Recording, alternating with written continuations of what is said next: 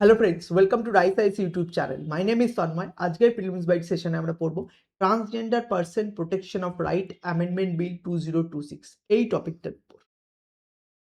দেখো, আজকে সকালের ওয়ার্ড টু রিড সেশন তোমাদের বলা হয়েছিল এই পার্টিকুলার আর্টিকেলটা খুব ভালোভাবে পড়ার জন্য। এই পার্টিকুলার আর্টিকেলটা দ্বারা ইন্সপায়ার্ড হয়ে কিন্তু আমরা এই ট্রান্সজেন্ডার অ্যামেন্ডমেন্ট বিল এই টপিকটাকে কিন্তু কভার করলাম। ঠিক আছে, এখন দেখো এই মুহূর্তে দাঁড়িয়ে এই বিলটি পার্লামেন্ট দ্বারা পাস করা হয়েছে। এটা এবার প্রেসিডেন্টের কাছে যাবে। প্রেসিডেন্ট যখন অ্যাসেন্ট দেবে তারপর কিন্তু এটা অ্যাক্ট হবে। বোঝা গেল? এইবার অ্যাক্ট যখনই হয়ে যাবে এই পার্টিকুলার একটা কিন্তু ইউপিএসসি সিভিল সার্ভিস 2026 এর জন্য কিন্তু খুব ইম্পর্টেন্ট হয়ে দাঁড়ায়। এবার তোমরা জিজ্ঞাসা করতে পারো কেন ইম্পর্টেন্ট হয়ে দাঁড়ায়? ইউপিএসসি কে আদৌ অ্যাক্ট রিলেটেড কোয়েশ্চেন জিজ্ঞাসা করে? দেখো, এটি 2024 এর কোয়েশ্চেন।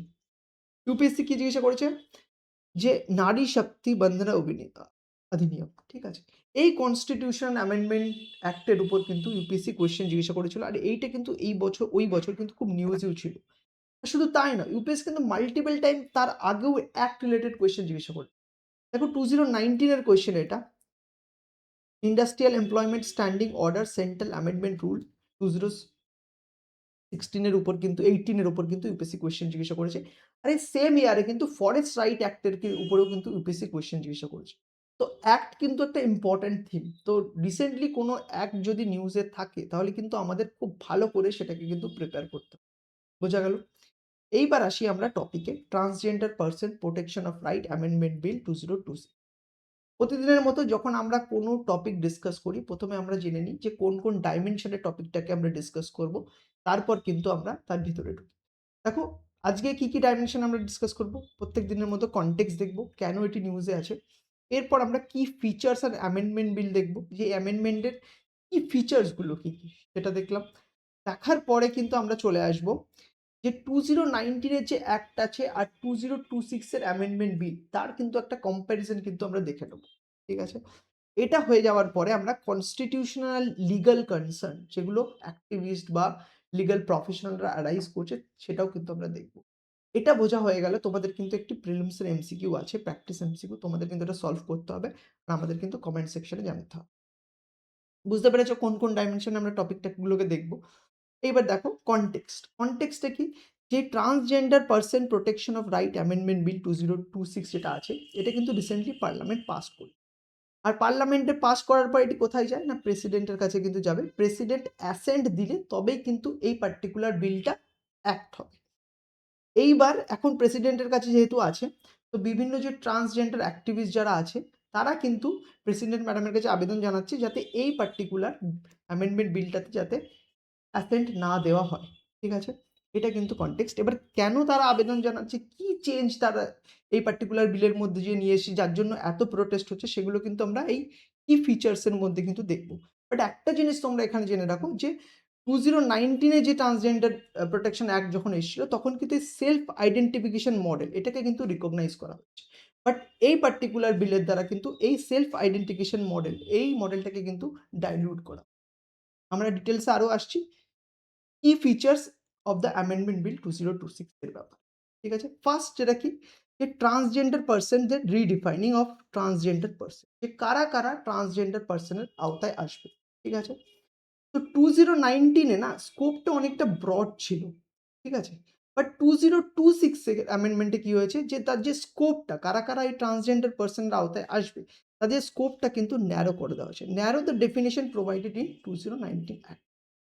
এবারে ন্যারো ডেফিনেশনের মধ্যে কারা কারা আসে দেখো, প্রথমে কিছু সোশিও কালচারাল আইডেন্টিটিসে যারা আছে, যেমন কিন্নার, হিজড়া, আরাবানি, যোক্তা, এই মানে এই পার্টিকুলার সোশিও কালচারাল আইডেন্টিটিসে যে সমস্ত ইন্ডিভিজুয়াল বিলং করে তারা কিন্তু অটোমেটিক্যালি ট্রান্সজেন্ডার পার্সনের আওতায় আসে।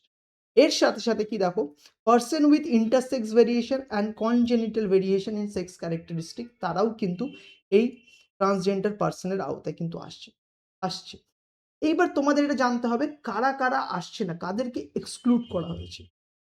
দেখো, যে সমস্ত মানুষ সেলফ পারসিভ জেন্ডার আইডেন্টিটির উপর বেস করে নিজেদের ট্রান্সজেন্ডার হিসাবে ঘোষণা করেছে, আইডেন্টিফাই করেছে, তারা কিন্তু এই পার্টিকুলার বিল দ্বারা কিন্তু তারা কিন্তু এক্সক্লুডেড হচ্ছে।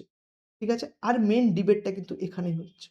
ঠিক আছে, এরপর যেমন তোমাদের আমি বললাম যে রিমুভাল অফ সেলফ আইডেন্টিফিকেশন।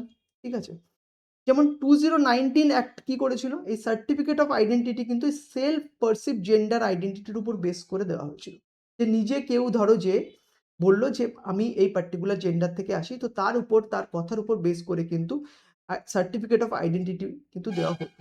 ঠিক আছে? Gender identity. বাট এই ক্ষেত্রে 2026 এর অ্যামেন্ডমেন্ট কিন্তু এই রাইট টু সেলফ ডিটারমিনেশন সেটা কিন্তু রিমুভ করে দেওয়া হয়েছে। এটাই কিন্তু মোস্ট ইম্পর্টেন্ট যে রাইট টু সেলফ ডিটারমিনেশন এটা কিন্তু রিমুভ করা হয়েছে। আর এর সাথে, সাথে এই সেলফ এই মানে জেন্ডার ডিটারমিনেশন এর ক্ষেত্রে কিন্তু কিছু ব্যুরোক্র্যাটিক অ্যান্ড মেডিকেল ভেরিফিকেশন প্রসেস এগুলোও কিন্তু ইনক্লুড করা হয়েছে। তাহলে তোমরা এবার জিজ্ঞাসা করতে পারো যে কিভাবে তাহলে কি ব্যুরোক্র্যাটিক and medical verification process include করা হয়েছে? তাহলে what is the new verification process? তো প্রথমে ধরো একজন অ্যাপ্লিক্যান্ট আছে, সে কোনো অ্যাপ্লিকেশন জানালো, ঠিক আছে? তারপর সে যে অ্যাপ্লিকেন্টের যে অ্যাপ্লিকেশন আছে সেটা কিন্তু স্ক্রুটিনাইজ হবে। স্ক্রুটিনাইজ কার দ্বারা হবে? একটা মেডিকেল বোর্ডের দ্বারা। আর এই মেডিকেল বোর্ডকে হেড করবে কে? Chief medical officer. ঠিক আছে? ইনি যে রিপোর্টটা পাঠাবে তার উপর বেস করে ডিস্ট্রিক্ট ম্যাজিস্ট্রেট কিন্তু সার্টিফিকেট অফ আইডেন্টিটি কিন্তু ইস্যু করবে। বোঝা গেল প্রসেসটা? কে কে ইনভলভ আছে? চিফ মেডিকেল অফিসার, তারপর উপর বেস করে কিন্তু ডিস্ট্রিক্ট ম্যাজিস্ট্রেট এটা ইস্যু করবে। এইবার এর সাথে, সাথে কিন্তু যে পেনাল প্রভিশন আছে এই বিলের দ্বারা কিন্তু সেগুলোকেও এনহান্স করা হয়েছে। যেমন গ্রেডেড পানিশমেন্ট কিন্তু ইন্ট্রোডিউস করা হয়েছে। ফর এক্সাম্পল দেখো, ফোর্সড আইডেন্টিটির ক্ষেত্রে 10 ইয়ার্স টু লাইফ ইমপ্রিজমেন্ট, ঠিক আছে? অফেন্স এগেইনস্ট চিলড্রেনের ক্ষেত্রে, ঠিক আছে? ধরো কোনো মানে বাচ্চাকে বা শিশুকেই ধরো ফোর্সলি বলা হচ্ছে, কোনো ট্রান্সজেন্ডার আইডেন্টিটি দ্বারা দেওয়া হচ্ছে, সেই ক্ষেত্রে কিন্তু 10 to 14 ইয়ার্স প্লাস হেভি ফাইন্সেরও প্রভিশন আছে। আর যদি এক্সপ্লয়টেশন হয় তো তার ক্ষেত্রে হার্শার পানিশমেন্ট কিন্তু করা হয়েছে যাতে একটা ডেটারেন্স ক্রিয়েট করা যায়। ঠিক আছে? এরপর আমরা যেটা কুইকলি আমাদের দেখে নিতে হবে, খুবই ইম্পর্টেন্ট, যে 2019 অ্যাক্টের সাথে 2026 অ্যামেন্ডমেন্টের বেসিক ডিফারেন্সটা কোথায়? এটা হলেই কিন্তু আমরা টপিকটার উপর কিন্তু ক্ল্যারিটিটা পাবো। দেখো 2019 এ ট্রান্সজেন্ডার পারসন অ্যাক্ট, ঠিক আছে? সেটা কিন্তু সেলফ পারসিভ জেন্ডার আইডেন্টিটি কথা বলেছে। আর it is as per our NALSA judgment. NALSA judgment কি আমরা এর পরে আসছি। বাট এটা সেলফ পারসিভ জেন্ডার আইডেন্টিটির কিন্তু রিকগনাইজ করেছিল বা কথা বলেছিল। আর এই অ্যামেন্ডমেন্ট বিলে কি বলছে নতুন অ্যামেন্ডমেন্ট বিলে? যে না, biological trait and socio cultural group, ঠিক আছে? বেসিস অফ আইডেন্টিটিতে 2019 অ্যাক্টে সেলফ পারসিভ জেন্ডার আইডেন্টিটি, আর এই বেসিস অফ আইডেন্টিটিতে অ্যামেন্ডমেন্ট বিলে biological trait and socio cultural গ্রুপের উপর বেস করে কিন্তু জেন্ডার আইডেন্টিটি দেওয়া হবে।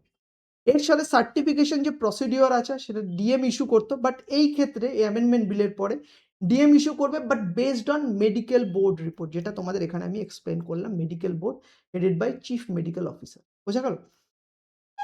এর সাথে, সাথে এটা মনে রাখবে যে ট্রান্সজেন্ডার পারসন অ্যাক্ট 2019 এ যে ইনক্লুসিভিটির যে ডাইমেনশনটা ছিল সেটা কিন্তু অনেক ব্রড ছিল। ট্রান্স ম্যান, ট্রান্স উইমেন, নন বাইনারি তারা কিন্তু ইনক্লুডেড করা ছিল। বাট এই ক্ষেত্রে কিন্তু ফোকাসটা কিন্তু অনেকটা ন্যারো। ঠিক আছে? Focus on intersex and specific group. But একটা বেটা ভালো জিনিস হয়েছে, পানিশমেন্ট কিন্তু 2019 এর থেকে কিন্তু এই অ্যামেন্ডমেন্ট বিলে কিন্তু অনেকটা বাড়িয়ে দেওয়া হয়েছে। আগে যেমন মোস্ট অফ দ্য অফেন্সের ক্ষেত্রে 6 মান্থ টু 2 ইয়ার্স ছিল, বাট এখানে দেখো 5 ইয়ার্স টু লাইফ ইমপ্রিজমেন্ট পর্যন্ত কিন্তু পানিশমেন্ট কিন্তু আছে। ঠিক আছে? এইবার আমাদের যেটা জানতে হবে, যে আমরা একটু আগে বললাম নালসার ব্যাপারে, তো এখানে কনস্টিটিউশনাল লিগাল কনসার্ন কি, কি আছে সেটা কিন্তু আমরা দেখে নেব। দেখুন, একটা খুব ট্রান্সজেন্ডার পারসন রিলেটেড একটা খুব ফেমাস কেস আছে, NALSA versus Union of India 2014। এই পার্টিকুলার কেসটাতে সুপ্রিম কোর্ট কি বলেছিল, যে right to self identify one's gender it's a fundamental right. আর এই ফান্ডামেন্টাল রাইটটা কিন্তু আর্টিকেল 21 এর আন্ডারে কিন্তু প্রোটেক্টেড। ঠিক আছে? Right to self identify one gender, মানে আমার জেন্ডার কি হবে, ঠিক আছে, সেটা আমি নিজে কিন্তু আইডেন্টিফাই করতে পারবো, আর এটা আমার একটা ফান্ডামেন্টাল রাইট। এর সাথে, সাথে কি আর কি লিগাল কনসার্ন বা কনস্টিটিউশনাল কনসার্ন আছে, যে ম্যান্ডেটরি মেডিকেল এক্সামিনেশনের কথা বলা হচ্ছে না, এটা কিন্তু অ্যাক্টিভিস্টরা পয়েন্ট আউট করছে রাইট টু প্রাইভেসি, যেটা একটা ফান্ডামেন্টাল রাইট। পুট্টস্বামী কেস 2017 এটা রিকগনাইজ করা হয়েছিল আন্ডার আর্টিকেল 21, সেটা কিন্তু ভায়োলেট হচ্ছে। ঠিক আছে? আর এই যে এটাখানেই দেখার জন্য বলেছে যে intuition into the individual bodily autonomy and informational privacy. এই যে ম্যান্ডেটরি মেডিকেল এক্সামিনেশন হচ্ছে সেটা কিন্তু bodily autonomy and informational privacy এটাকে কিন্তু কম্প্রোমাইজ করছে। এর সাথে, সাথে কিন্তু এই পার্টিকুলার যে অ্যামেন্ডমেন্ট বিল এই অ্যাক্টিভিস্টরা এটা পয়েন্ট করছে, এটা রাইট টু ইকুয়ালিটি আর্টিকেল 40, ঠিক আছে, তারও কিন্তু এগেইনস্টে যাচ্ছে। কারণ এটা ডিস্টিংশন ক্রিয়েট করছে between biological transgender person and others. ঠিক আছে? তো এইভাবে কিন্তু তার যে কনস্টিটিউশনাল প্রিন্সিপাল অ্যাক্টিভিস্টরা পয়েন্ট আউট করছে যে এগুলো কিন্তু ভায়োলেট করছে। তো তোমরা বুঝতে পেরেছো যে ১ম এ আমরা ডিসকাস করলাম যে এখন বিলটা কোন স্টেজে আছে, রিসেন্ট কনটেক্সট কি।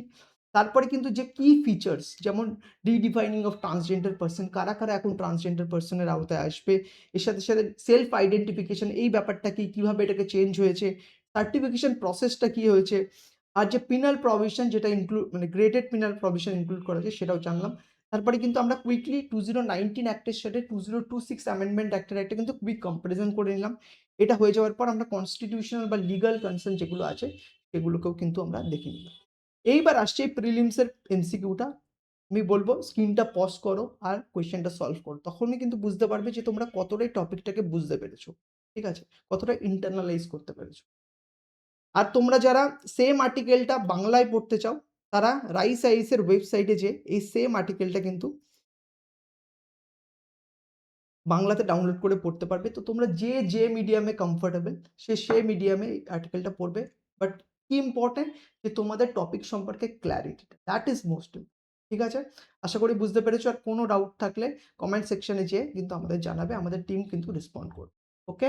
Thank you so much for attending this particular discussion and all the very best for your upcoming prelims.